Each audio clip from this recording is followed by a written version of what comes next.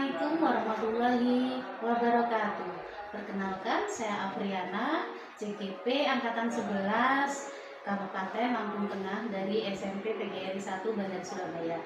Baik, hari ini saya tidak sendiri, tapi saya ditemani oleh Bapak Amri, ya Pak ya. Pak Amri ini adalah guru matematika di SMP kami, yaitu SMP PGRI 1 Bandar Surabaya. Baik, Assalamualaikum Pak Amri. Salam Mbak Ana.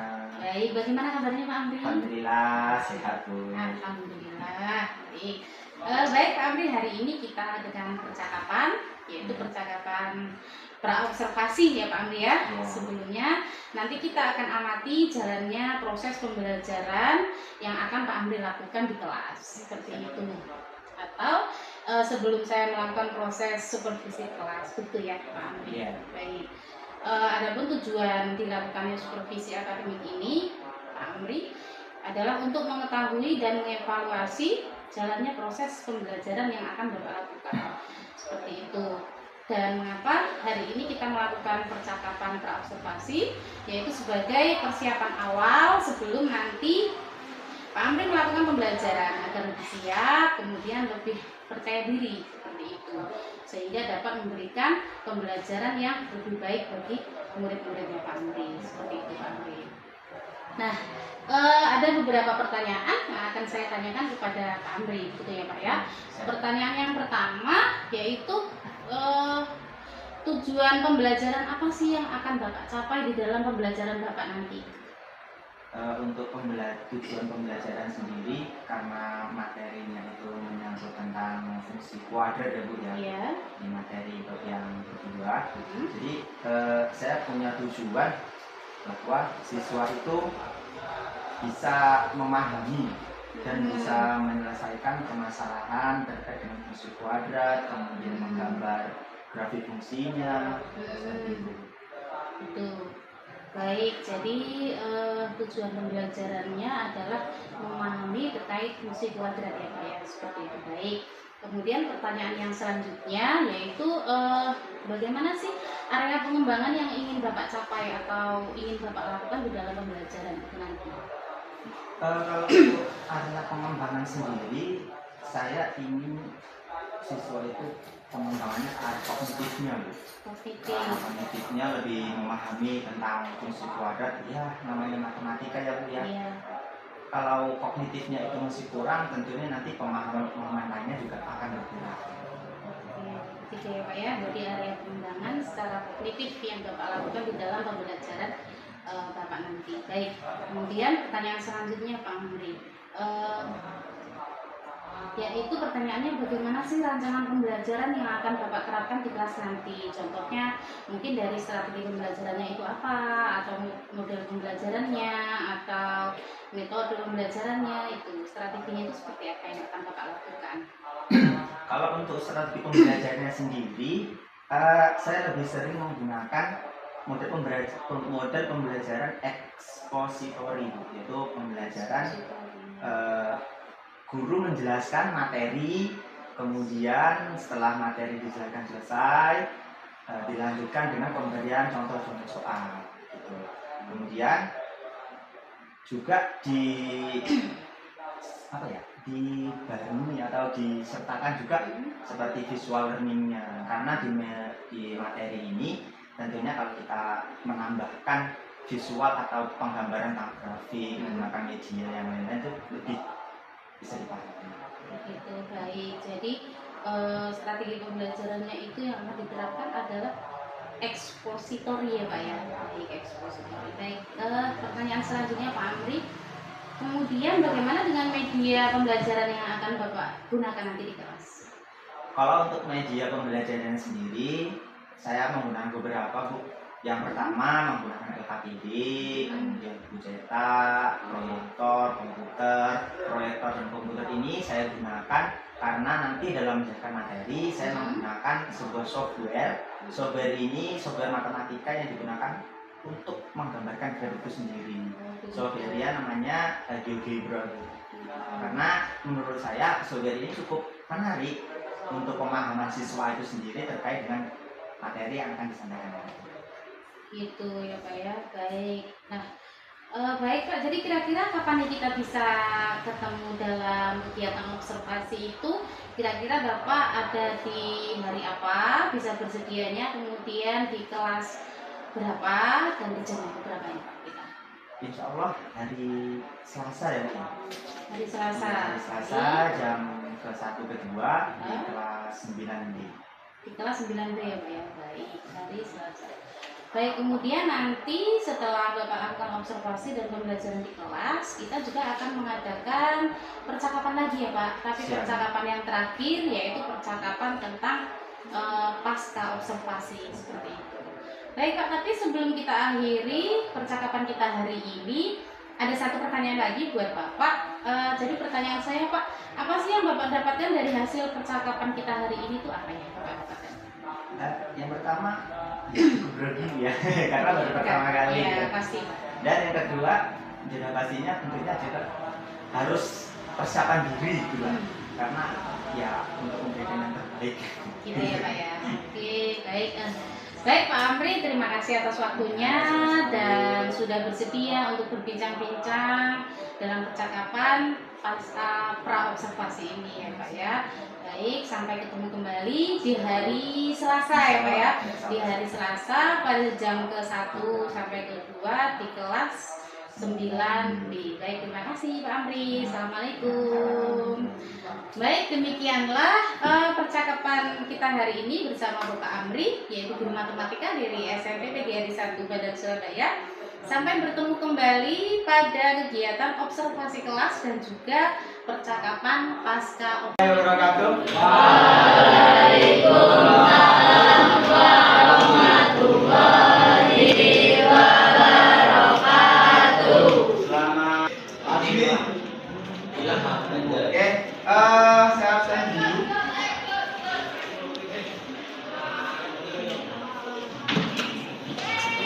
Berbahagia ya.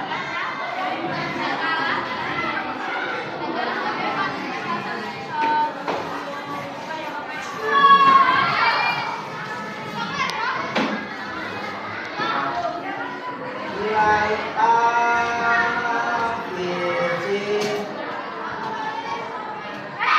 A-nya min 1,1, B-nya 0,4. Sambil menulis, jika ada yang mau ditanyakan, boleh. Jika ada yang belum paham, juga boleh.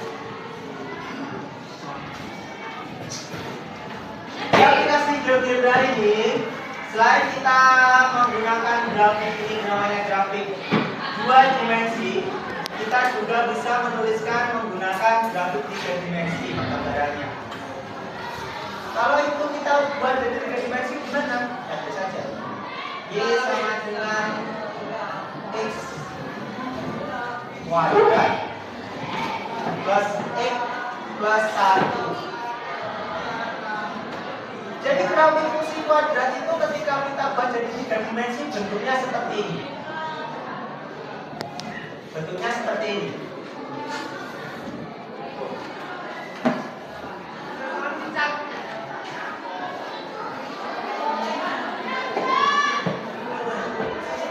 Grafiknya melengkung.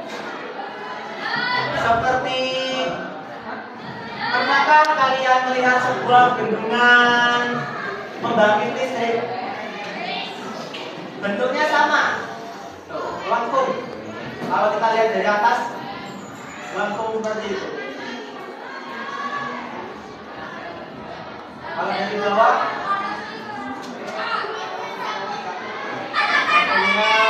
demikian. Ini wujud 3 dimensi dari grafik fungsi kuadrat. Dia seperti lembah. Tahu lembah? Ini kalau kita penggambarannya secara 3 dimensi. Silakan ditulis dulu. Nanti akan saya contohkan contoh yang lain. Di halaman 47.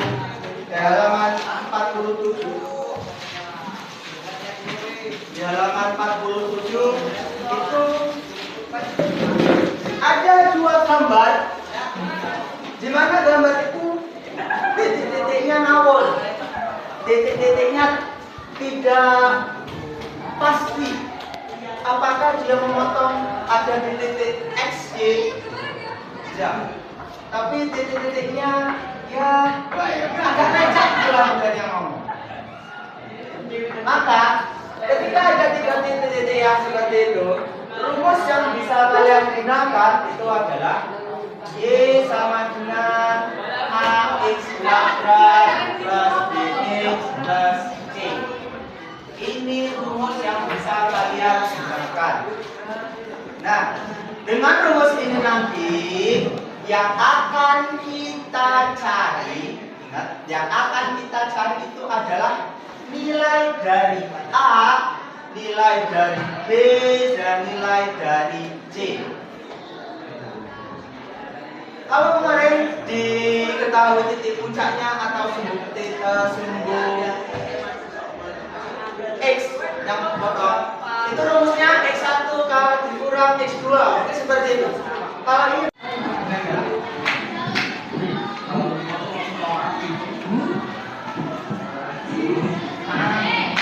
kamu berapa?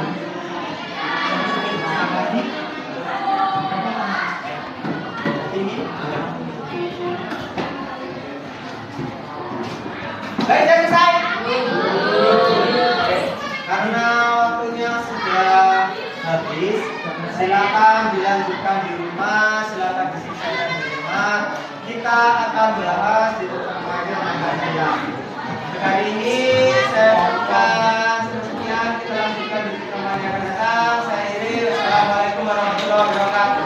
Waalaikumsalam warahmatullahi wabarakatuh. Selamat siang. Penjelasannya ekstra diberikan contoh-contoh yang banyak, karena kalau di matematika itu sekali 2 kali contoh ya, kalau dasarnya aja belum paham, kalau cuma 1 kali 2 kali kayak kurang, sehingga saya dijelaskan dulu, orang bilang lagi, setelah itu diberi contoh nanti contoh-contoh. Kemudian di dalam pelaksanaan itu ada beberapa prioritas ini atau ada prioritas untuk yang prioritas di pemahaman dasarnya dulu, karena yang seperti halnya 1 tambah 1 itu berapa perkalian, berarti baru pengenalan lebih lanjut. Kalau prioritasnya di perkalian dia belum paham, kemudian naik ke materi fungsi kuadratnya, dia akan kesusahan kan pasti. Dan kemudian pengenalan tentang komponen-komponennya apa aja sih, kemudian penjabarannya gimana aja sih, seperti itu. Lebih tujuan dasar dan strateginya itu lebih ke pemantapan dasar-dasarnya dulu sih, karena ya mengingat mereka itu kan, mohon maaf, mungkin kurang dalam teori karena mereka belum sama 2 tahun seperti bencana internasional corona itu dulu. Jadi pemahaman mereka itu terutama tentang matematika agak sedikit berkurang. Jadi mau nggak mau kita bicara, ya kita harus mulai dari awal lagi. Jadi pemahaman dasar dulu. Iya. Mungkin prioritas itu sih. Baik. Kemudian strateginya bagaimana? Dari prioritas Untuk strateginya, jadi saya kasih soal, saya terangkan, saya kasih soal contoh, kemudian saya kasih soal ke mereka, mereka kembali mengerjakan, menjelaskan kita. Ya maaf kemarin nggak dicontohkan dulu ya, karena keterbatasan waktu, jadi mereka kerjakan dulu, nanti ya mudah baru mereka maju ke depan di yang sudah selesai, kemudian ditulis di papan tulis, kemudian mereka menjelaskan ke teman-temannya. Jadi nanti teman-temannya ketika ada yang mau tanya, bisa tanya ke dia dulu. Jadi kalau dia emang belum bisa, baru saya membantu. kita ya. Nah, kira-kira kan kemarin belum sempat tuh untuk pelaksanaannya itu ya Pak Amri ya. Baik, jadi kira-kira kapan tuh Pak Amri mau melakukannya? Secepatnya. Baik, secepatnya itu ada 1 hari lagi, 2 hari lagi, minggu ini, minggu depan atau kapan? Bisa minggu ini. Baik. Kemudian dari apa yang Bapak rencanakan itu, ukuran keberhasilan dari rencana Bapak itu, ukuran keberhasilannya jika seperti apa? Untuk ukuran keberhasilan yang saya patok itu bukan karena mereka benar gitu, tapi ukuran keberhasilan yang saya patok itu nggak apa-apa mereka salah, tapi mereka tuh bisa tahu, oh ternyata salah saya itu seperti ini, ternyata salah saya itu di sini. Itu menurut saya sudah berhasil. Kalau saya mau mereka harus benar, itu ya terlalu tinggi bagi saya.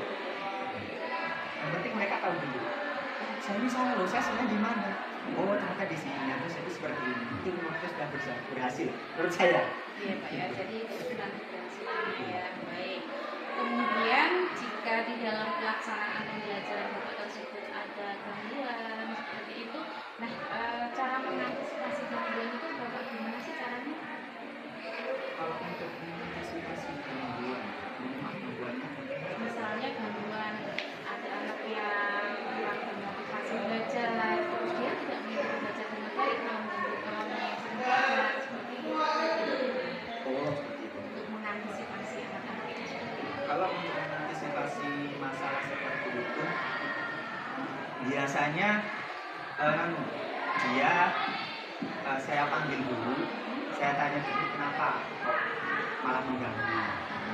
Setelah itu dia tak suruh ngerjain, nah dia yang ribut dulu.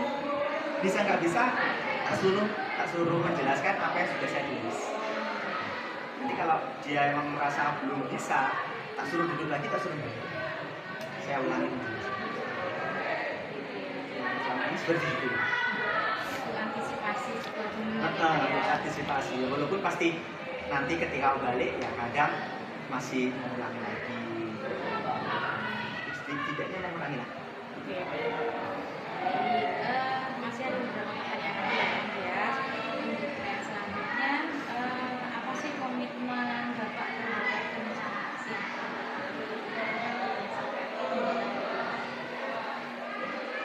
Komitmen. Ya. Kalau bicara tentang komitmen, ya saya kembali lagi ke tujuan saya dalam mengajar itu dulu. Jadi tujuan saya dalam mengajar mereka itu kan sudah saya sampaikan ke mereka. Saya tidak menuntut mereka tuh untuk dapat nilai pelajaran saya 100 tidak. Saya tidak pernah menuntut itu. Yang saya tuntut ke mereka, nggak apa-apa hari ini kamu salah, yang penting besok kamu tahu ternyata salah saya di sini. Seperti itu, ya saya selalu mengajarkan ke mereka, kalian tuh nggak usah takut bertanya, jangan pernah takut di mata pelajaran saya, jangan pernah berpikir ketika mendapatkan nilai kecil di mata pelajaran saya berarti kalian tuh gagal. Jadi yang penting kalian itu hari ini boleh salah, tapi besok kalian harus tahu salah saya di sini.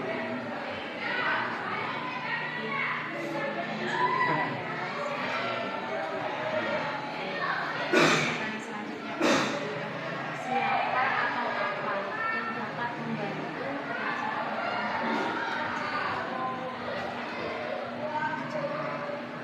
Siapanya pastinya siswa.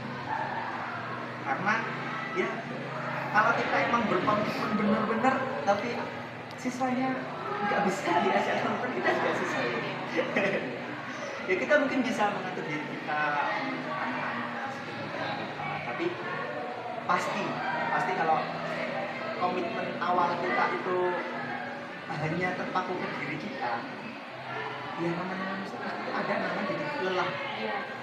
Tapi kalau kita berkomitmen, kita seimbangkan antara diri kita dengan siswanya, ya pasti ada juga kita lelah. Tapi kita akan kembali ini, saya lelah sih mereka itu seperti ini.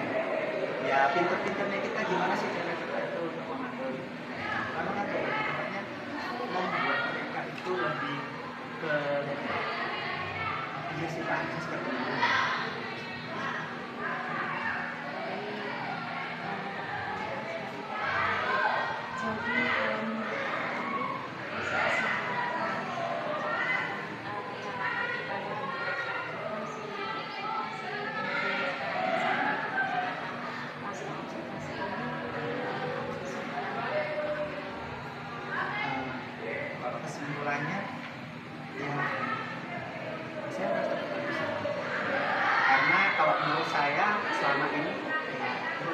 share kan udah bener menurut saya ya. Menurut saya kan udah bener. Dan melalui dari yang awal sampai hari ini mungkin saya makin tersadar bahwa belajar itu sebenarnya seperti itu ya.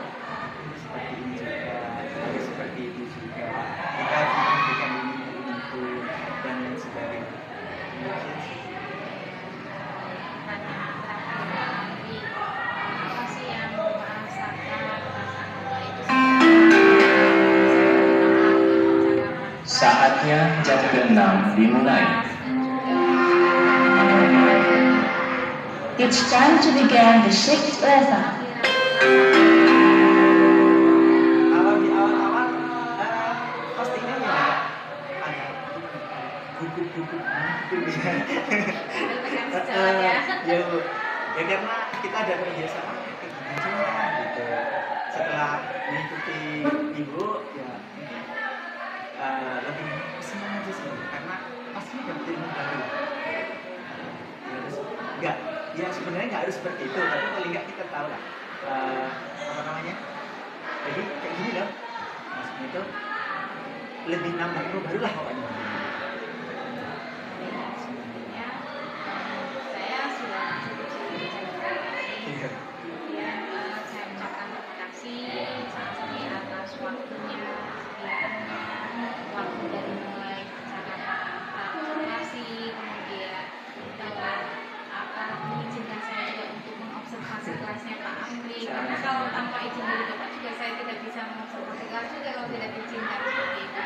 Kemudian sampai sekarang di percakapan pasca observasi. Kemudian jika kebersamaan kita di observasi dan pasca ini jika ada kesalahan saya selamat siang Pak Amri.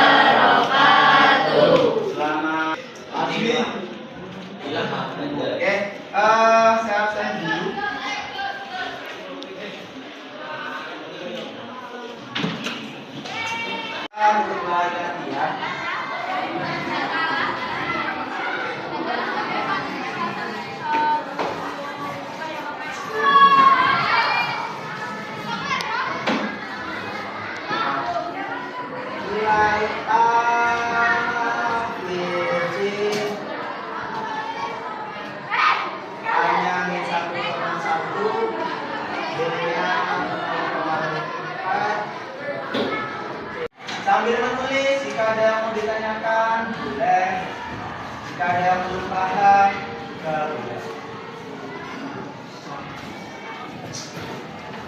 Di aplikasi GrabDriver ini, selain kita menggunakan grafik ini namanya grafik 2 dimensi, kita juga bisa menuliskan menggunakan grafik 3 dimensi gambarannya. Kalau itu kita buat dari 3 dimensi gimana? Ya bisa saja. Y sama dengan X kuadrat plus X plus 1. Jadi grafik fungsi kuadrat itu ketika kita buat jadi 3 dimensi bentuknya seperti ini. Bentuknya seperti ini.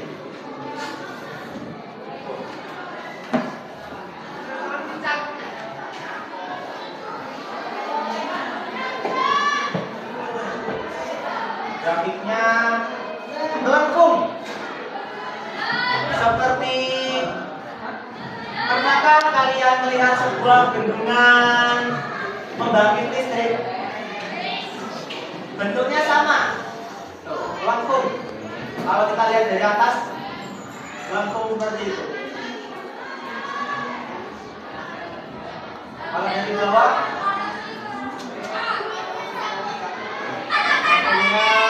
demikian. Ini wujud 3 dimensi dari grafik fungsi kuadrat. Dia seperti lembah. Tahu lembah? Ini kalau kita penggambarannya secara 3 dimensi.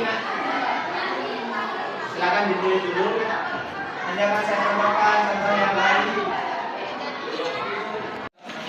Di halaman 50, di halaman 47. Di halaman 47 itu ada 2 gambar, di mana gambar itu titik-titiknya ngawur, titik-titiknya tidak pasti. Apakah dia memotong ada di titik X, Y? Tidak. Tapi titik-titiknya ya agak lecet kurang dari yang ngomong. Maka ketika ada 3 titik-titik yang seperti itu, rumus yang bisa kalian gunakan itu adalah Y sama dengan AX kuadrat plus BX plus C. Ini rumus yang bisa kalian gunakan. Nah, dengan rumus ini nanti yang akan kita cari, ingat, yang akan kita cari itu adalah nilai dari A, nilai dari B, dan nilai dari C. Kalau kemarin diketahui titik puncaknya atau sumbu X yang potong, itu rumusnya X1 kalau dikurang X2, itu seperti itu. Kalau ini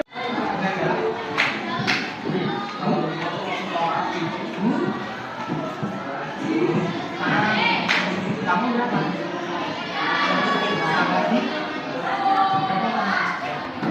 Ini. Baik, selesai. Karena waktunya sudah habis, silakan dilanjutkan di rumah, silakan diselesaikan di rumah. Kita akan bahas di pertemuan yang akan datang. Kali ini